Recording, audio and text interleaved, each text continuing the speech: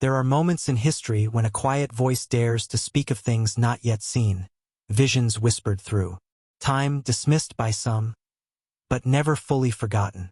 In 2025, we stand at the edge of a year she believed would change everything. Not just politics, not just technology, but the soul of the world. What did she see in her visions? What warnings did she try to leave behind? And are they unfolding right now while the world isn't watching? But to truly understand the weight of this prophecy, we must understand the woman who spoke it. Who was Jeane Dixon? Not just a name in a newspaper, but a voice shaped by visions, faith, and mystery. Calm, deliberate narration begins. Jeane Dixon was born Lydia Emma Pinkert on January 5, 1904, in Medford, Wisconsin. From an early age, she claimed to have had visions, moments of strange clarity and insight that seemed to come from somewhere beyond ordinary perception. As a child, she said she was visited by a gypsy fortune-teller who told her she had a gift, second sight, that would one day help guide kings and presidents. She grew up in California, and by the time she was a young woman, she had adopted the name Jeane Dixon. Her interest in astrology, numerology, and mysticism grew stronger as she matured. But it wasn't just mysticism that drew her attention, it was the idea that the events of the world and the course of individual lives were shaped by more than chance. She believed the divine was involved, that signs were all around us, if only we knew how to look. Jeane's talents began to attract attention in the 1940s and 50s. She gave readings for Hollywood actors, business magnates, and political figures. But it was in 1960 that her name suddenly became known across the nation. That year, she predicted that the winner of the 1960 U.S. presidential election would be a Democrat and that he would die in office. Just a few years later, the assassination of John F. Kennedy shocked the nation, and Jeane Dixon became a household name. Her fame grew quickly. She wrote columns for newspapers, published books, and even gave advice to prominent political leaders behind closed doors. It's been widely reported that both President Richard Nixon and First Lady Nancy Reagan sought her guidance, secretly and often. Her words were considered dangerous by some, divine by others. But she wasn't just offering glimpses of future presidents or political events. Jeane Dixon believed she was receiving visions of far greater importance. She spoke often of world-changing events, the rise of evil masked as peace, coming deception, and a global turning point sometime in the 21st century. To some, she was a prophet. To others, a curiosity, even a fraud. But what's certain is this: her voice, her warnings were heard. And many of the predictions she made decades ago still echo today. One such prediction stood out above all others. It concerned a child, a moment in time, and a destiny that she believed would come to pass in the years leading to 2025. And that's where our story deepens. And while her life was filled with predictions, some stunning, others controversial, one stood above them all, a vision that haunted her: the rise of the Antichrist. Soft, contemplative tone continues. In her many visions, Jeane Dixon often returned to one, more disturbing, more vivid, and more haunting than the rest. It came to her in 1962, and it would leave a mark on her for the rest of her life. She described it not just as a dream or impression, but as a supernatural revelation, a moment outside of time. She saw a powerful and radiant figure being born, not just physically, but spiritually. This was no ordinary child. In her words, it was the birth of the one who would become the Antichrist. The date was specific: February 5, 1962, a day when 7 planets aligned in the sign of Aquarius, a rare and potent astrological event. To Dixon, this alignment was not just symbolic. It was prophetic. It marked the entrance of a soul into the world who would, in her words, deceive many, rise to global power, and lead humanity away from the light. This child, she claimed, would grow up under the radar. Charismatic, intelligent, charming. He would appear to be a peacemaker, a unifier in a world growing more fractured by the day.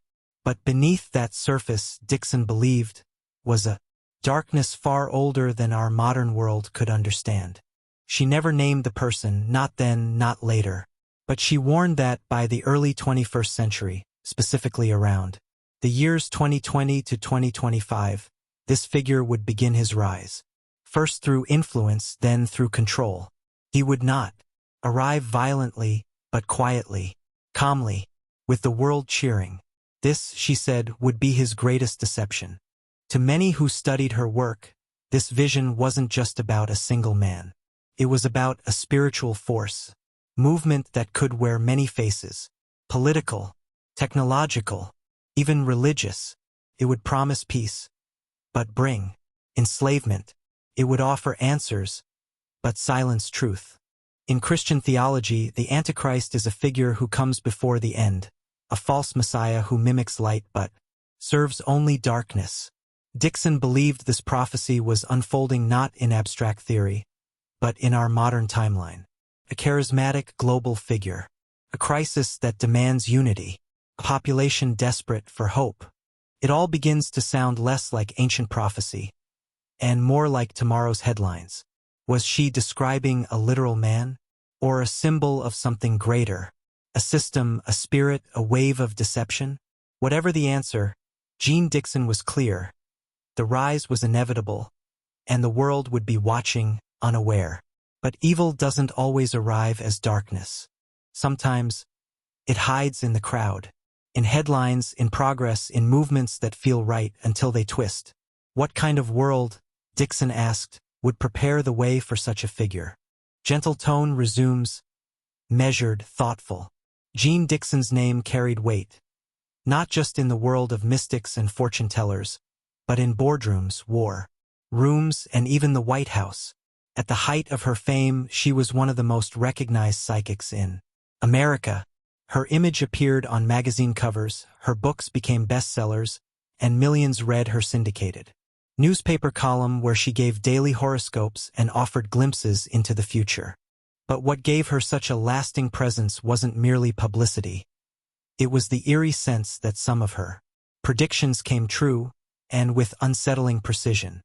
The most famous example, of course, was her 1956 prediction that a Democratic president elected in 1960 would die in office. That prophecy seemed almost forgotten until November 22, 1963, the day President John F. Kennedy was assassinated in Dallas. After that moment, Jeane Dixon's reputation soared. People began to ask, what else did she see?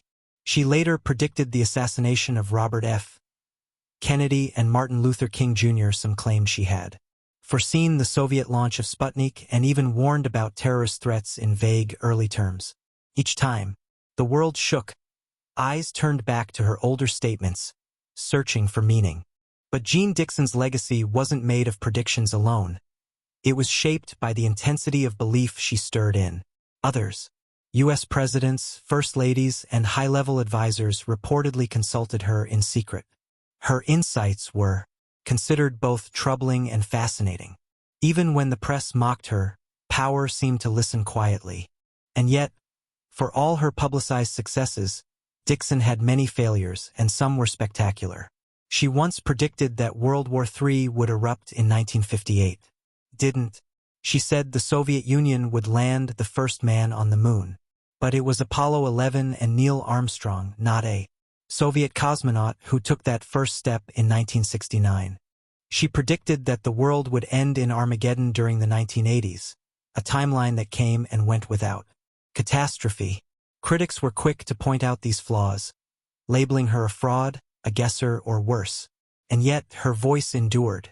Because perhaps Jeane Dixon's most lasting impact wasn't in being right or wrong, it was in making people wonder.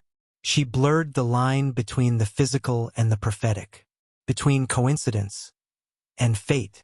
And whether you believed her visions or not, you couldn't ignore them. They echoed across decades. They haunted the pages of newspapers and the corners of quiet minds. And the signs she warned would multiply. Chaos would not be the exception, but the norm, until finally, a year would come. turning point, a reckoning. The year, 2025. Calm, almost meditative tone. A moment to pause and consider time itself. Out of all the dates that could have been chosen, why did Jeane Dixon emphasize the year 2025? It wasn't a random guess or a vague time frame pulled from superstition. To Dixon, time had patterns, cycles that repeated across history, hidden beneath layers of human activity and political chaos. She believed that by studying those patterns, especially through astrology and divine insight, one could see the shape of things to come. It all began, she said, with a remarkable moment in the sky, February 5, 1962. On that day, 7 planets aligned in the sign of Aquarius, a celestial formation that hadn't occurred for nearly 200 years. To the average person, it may have meant nothing. But to Dixon and to astrologers throughout history, it was a sign of great transition, a doorway, an unveiling. She believed this alignment marked the birth of the Antichrist, a figure she saw in vision, veiled in beauty, cloaked in charisma, yet rooted in deception. But she didn't expect him to rise overnight. No, she saw a slow, methodical emergence, a life unfolding in plain sight, unnoticed. The child born in 1962 would grow, she said, hidden beneath the fabric of society. And then, as the world reached its breaking point, he would step forward. She placed his rise somewhere between the years 2020 and 2030. But she often returned to 2025 as the pivotal threshold, the year when everything would begin to change in a more visible, irreversible way. It wasn't just her vision that pointed to this window. Astrologically, 2025 marks the shift of powerful outer planets. Pluto, Neptune, and Uranus, each associated with societal transformation, ideology, and deep spiritual reckoning. Many modern astrologers surprisingly agree 2025 stands as a kind of spiritual crossroad. And outside of astrology, history itself seems to pulse with a similar rhythm. Technological growth accelerating beyond comprehension, geopolitical alliances fraying, a hunger globally for someone or something to offer order. Amid the noise, Jeane Dixon saw all of this, or at least she believed she did. And so she gave the world a marker, a point on the map of time. 2025. Not the end, but the beginning of something new. The question she left us with was simple, yet chilling. When the moment arrives, will we recognize it, or will it pass, cloaked in familiarity, while the world sleepwalks into the unknown? But this wasn't just about events. Jeane Dixon's visions were layered, filled with symbols and sacred echoes, because underneath the surface was something even more ancient. A war, not of flesh, but of spirit. The tone deepens, measured, quiet, contemplative. As we move closer to the midpoint of the 2020s, it's hard not to feel that the world is shifting. Not just in one direction, not just in one place, but everywhere, all at once. And it's here that Jeane Dixon's warnings begin to echo with unsettling clarity. She spoke of a world approaching a spiritual and political tipping point, of a time when confusion would reign, truth would be obscured, and people, desperate for answers, would welcome anything that promised stability. She warned of a figure of unity, someone who would offer peace in a time of chaos, but whose real purpose would be control.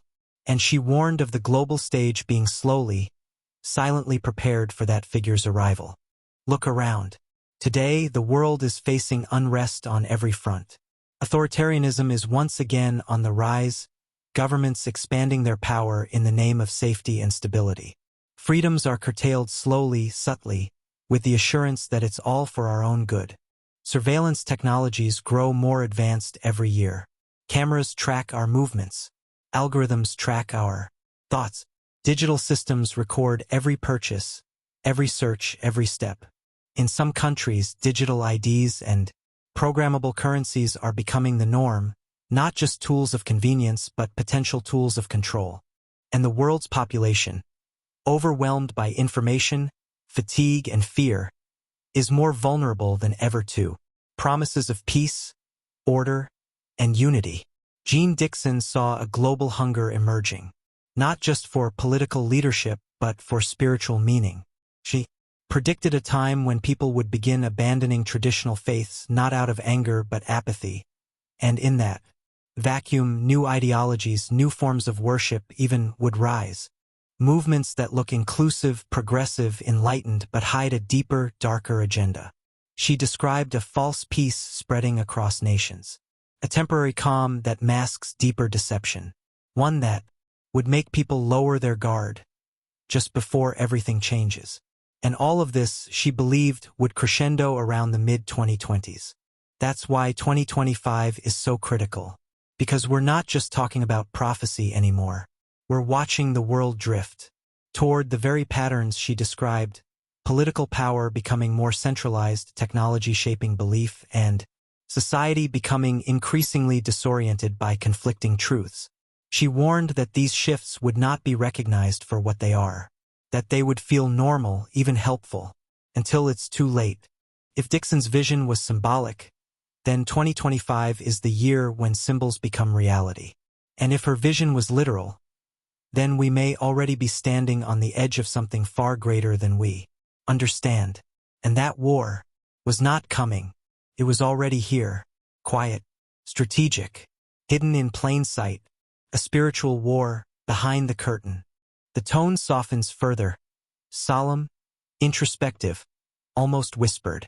Jeane Dixon did not see the future as merely a sequence of events, political elections, scientific milestones, or natural disasters. She saw beneath the surface, into the unseen. What she often described was not just a change in world affairs, but a spiritual battle, one playing out silently, behind the curtain of daily life. She believed that good and evil were not abstract ideas, but active forces, conscious, intelligent, warring for influence over the souls of men and women, and that Earth itself was not neutral ground but a battleground. She spoke of visions where she saw dark entities, not monsters, but subtle spirits, moving quietly through institutions, whispering to leaders, shaping narratives, bending hearts away from truth. These entities, she warned, would not appear terrifying. In fact, they would feel familiar, even comforting. They would offer solutions, connection, even healing, but the cost would be surrender. Dixon believed that the Antichrist, whether a man, a movement, or both, would not rise by force but by seduction. A slow erosion of moral foundations, a reshaping of what is considered right and wrong. She warned of a time when light would be called darkness and darkness called light. And more than anything, she believed that moment would arrive not in some distant age, but in ours. Today, many can feel it, a kind of pressure beneath the surface, anxiety that can't be explained, a sense that something is off though we can't always say why. People talk about feeling spiritually disconnected, uncertain, empty, even as the world grows louder, faster, and more connected than ever before. To Jeane Dixon, this wasn't coincidence. It was spiritual preparation, a softening of the collective conscience. Before something entered the world stage, she believed that those who are spiritually grounded, attuned, and discerning would recognize the shift when it came. But for many, she feared, it would pass unnoticed.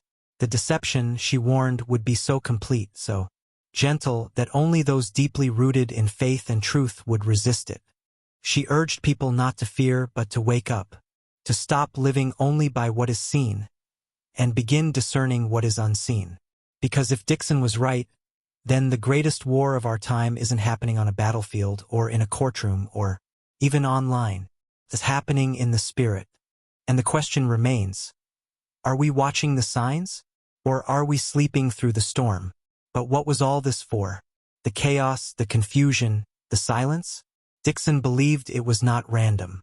It was preparation for the great deception. The tone deepens, quiet, steady, with a hint of urgency beneath the stillness. Throughout her life, Jeane Dixon spoke of one central, chilling theme: the great deception. Not a single lie, not one event, but a slow, worldwide shift, a subtle misdirection of hearts, minds, and beliefs so complete, so convincing, that the vast majority would never know it had happened. She warned that this deception would arrive not with fear, but with hope. It would speak the language of unity, of progress, of harmony and healing. It would appeal to the deepest desires of the human spirit. Peace, equality, justice, safety, and it would feel good. That, she believed, was the most dangerous part. The great deception, as Dixon described it, would not appear to be evil.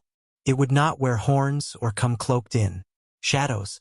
It would be beautiful, intelligent, compassionate, rational. It would solve problems that had long divided nations. It would create a sense of purpose and inspire loyalty, not through force, but through admiration.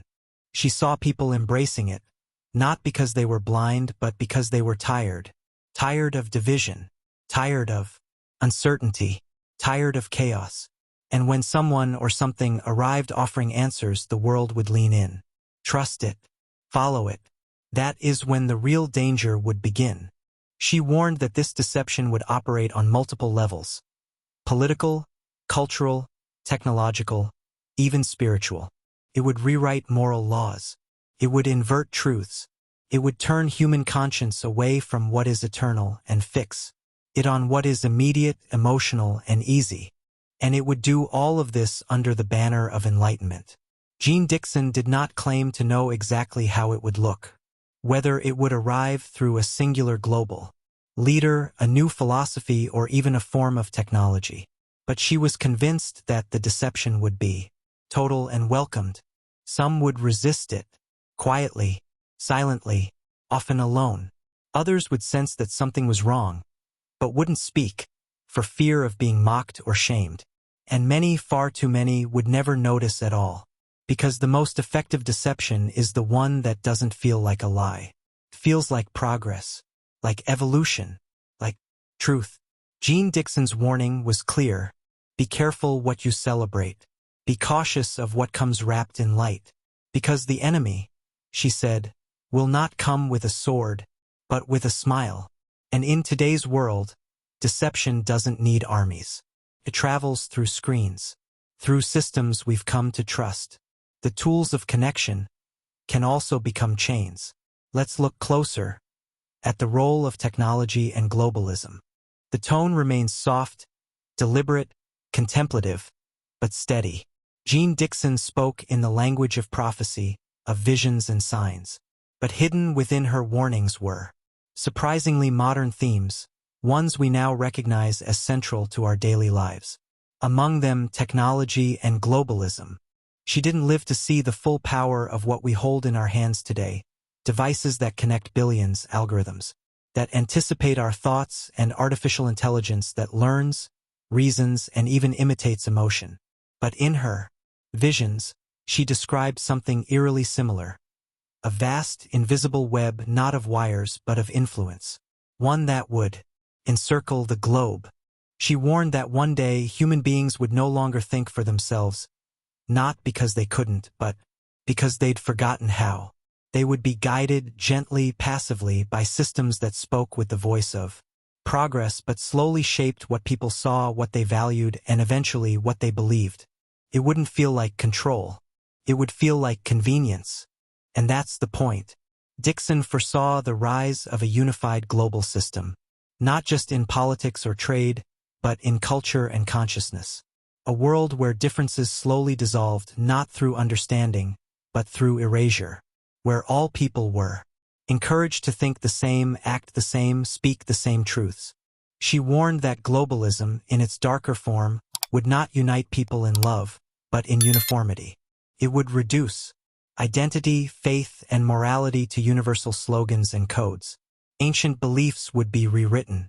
Truth would become relative. And anyone who held to the old ways, who questioned or dissented, would be seen as dangerous, even hateful.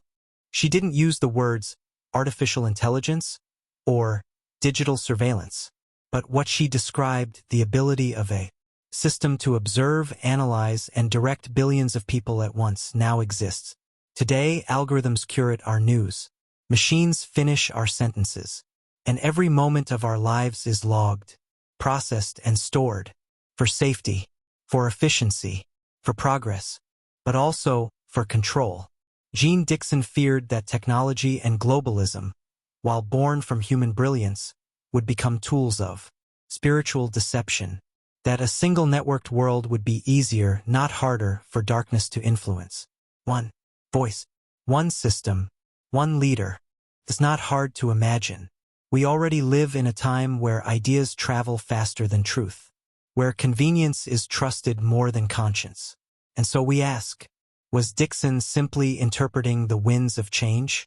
Or did she see, decades ago, the framework of something much greater and far more dangerous already being built? The tone is hushed now, thoughtful, like standing in the final quiet before a storm. For decades, Jeane Dixon spoke, wrote, and warned. Her visions were documented, her predictions widely read. Some people listened, some were intrigued, but many simply moved on. That is the nature of warnings. They're easy to dismiss when the danger isn't immediate, when skies are clear, when life goes on unchanged. Dixon's words were often ridiculed, brushed aside as superstition, or the eccentric ramblings of a self-proclaimed psychic. And perhaps, to some extent, they were. But behind the sensational headlines and public fascination, her message remained consistent. Something is coming, and the world isn't ready. She wasn't the first to sound the alarm. But what made her different was that she didn't point to a single moment of destruction. She described a gradual unraveling, a spiritual sleep, a forgetting, and that kind of danger is harder to recognize. Over time, the warnings became background noise. The urgency faded, and the world, so busy, so distracted, continued forward, eyes fixed on screens, hearts dulled by routine. We became a society of noise, but very little awareness. And now here we are, on the edge of 2025, the year Dixon marked as a turning point. And when we look around, we can't help but ask, did we miss something? The signs are everywhere. Global unrest, moral confusion, an erosion of meaning, a strange numbness in the air, as if humanity is holding its breath, waiting for something, but unsure what. Some feel it as anxiety, others as fatigue. But deep down, more and more people are asking questions they once avoided. What's really going on? Where are we headed? Why does everything feel off? Dixon believed that ignoring the spiritual realm was the greatest mistake of modern civilization. That while we focused on science and technology, we let our inner compass drift. We stopped listening to the still, small voice, and instead we followed the loudest one. So now we return to her question. Are we too late? It's tempting to believe we are. That the tide is too strong, the system too vast. That the world has chosen its path. And there's no turning back. But Dixon didn't preach despair. She believed in choice. That even at the edge, individuals could awaken, could see, could turn. The warning may have been ignored, but not erased. There is still time, but not much. The tone remains gentle, a soft hush, like a guide walking with you toward the unknown. So, if Jeane Dixon was right, even partly right, what now? What are we supposed to do when faced with warnings of a hidden rise, a silent war, a great deception that moves, like a shadow across the world? Panic is not the answer. Neither is paranoia. Dixon herself never called for chaos or fear. What she offered was something much quieter and much harder: preparation. Not the kind measured in bunkers or supplies, but the kind measured in awareness, in clarity, in spiritual strength. She believed that what was coming, what may already be unfolding, could not be fought with weapons or policies. It would require something deeper, a return to truth, discernment, and inner stillness. Because the battle, as she saw it, would take place not on the battlefield, but in the human soul. And so, the first step is this: wake up. Wake up from the hypnosis of noise, the endless scrolling, the headlines designed to inflame but not inform. Wake up from the distraction of comfort, from the lie that everything will stay the same forever. The second step is to see clearly. Start asking questions again, not just about politics or economics, but about meaning, about morality, about what's being offered to you and what's being taken. When something promises peace at the cost of truth, when comfort requires compliance, look again. Ask yourself, is this light, or is it just something dressed in light? Dixon also urged people to return to the sacred, whatever that meant for them. She believed the soul needed anchoring, that faith, prayer, contemplation, silence. These were not outdated relics. They were survival tools, shields against deception, pathways to clarity. And she reminded us, the most powerful deception isn't one that forces you, it's one that makes you agree. That's why preparation must begin inside. Find stillness, find truth, hold fast to what is good. Build relationships rooted in honesty, not image. Learn to sit with discomfort. Learn to recognize what doesn't feel right, even when everyone else says it is.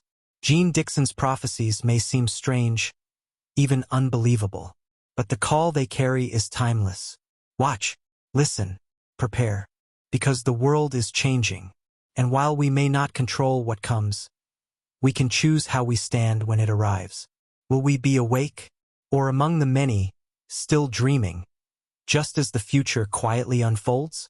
And after all is said, after the warnings, the visions, the signs, one question still lingers, quiet, heavy. What if she was right? What if she was right? What if Jeane Dixon's strange, unsettling visions weren't just predictions, but preparation? What if 2025 truly is the turning point? Not because of what happens on the outside, but because of what we awaken to within. These warnings were never meant to scare us. They were meant to wake us up. And now, with the world shifting and shadows lengthening, the question is no longer, what did she see? But rather, what do we see now? Because the time to choose is no longer someday. It's here. It's now. Let us know your thoughts in the comments. And if you want to explore a more interesting topic, click the video on your screen now where we uncover the secrets. Because some secrets don't stay buried forever.